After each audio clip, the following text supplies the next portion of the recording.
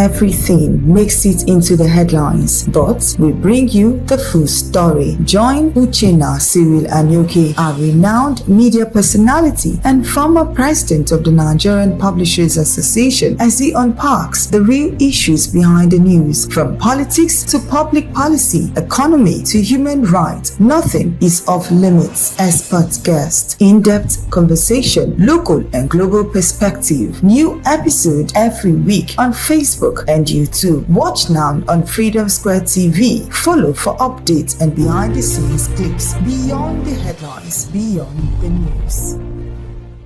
The big question is, and that is almost like a foundational question, in very simple terms.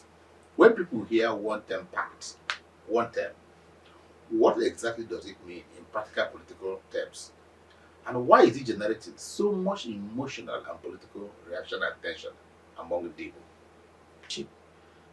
It simply means that, for every political office, particularly at the executive level, the law, talking about the constitution in most democracies, allows every occupant the opportunity to seek, a renewal of mandate. Okay. So if maybe based on the law of the land, it allows you the first term should be 5 years. So the law naturally sometimes allows you to seek re-election for another 5 years in office, before you are asked to, take a bow for another person to try their best. The executive level, talking about the presidency, the governorship, and probably the chairman of state, local government areas, the cap is you can seek re-election. There's a maximum of 2 terms.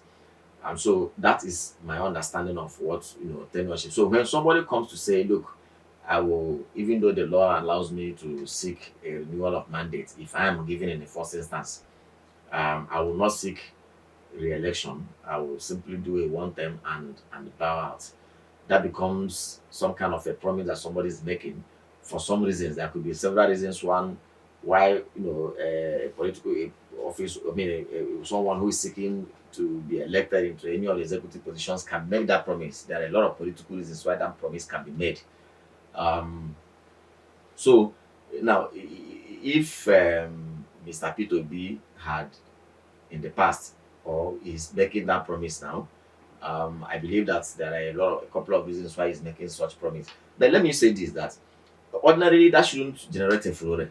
Quite frankly, it shouldn't, because we have seen, in other parts of the world, where leaders come to say, "Look, I will do only one term," or even if they don't make such promise at the beginning, on their own volition, after one term, they simply take a bow to say, "Look, let another person come and try." We've seen it happen. Mandela did the same thing. At the time, Mandela, voluntarily decided. Mandela is one in a million. Yes, but he did. So he did. It was out of South Africans wanted him to continue, but on his own, he said, "No, look, let's create the room for another person." So, why are people, everybody is surprised now? Because we live in a land, we are practicing a democracy where it has almost become a birthright. Let me also emphasize the fact that second tenure is not a birthright. It is something that the electorates, they governed on their own, based on the performance that the incumbent had put up, to say, okay, we are willing to renew this mandate. And it baffles me, or it grieves me, when political office holders begin to make plans exceeding their first tenure.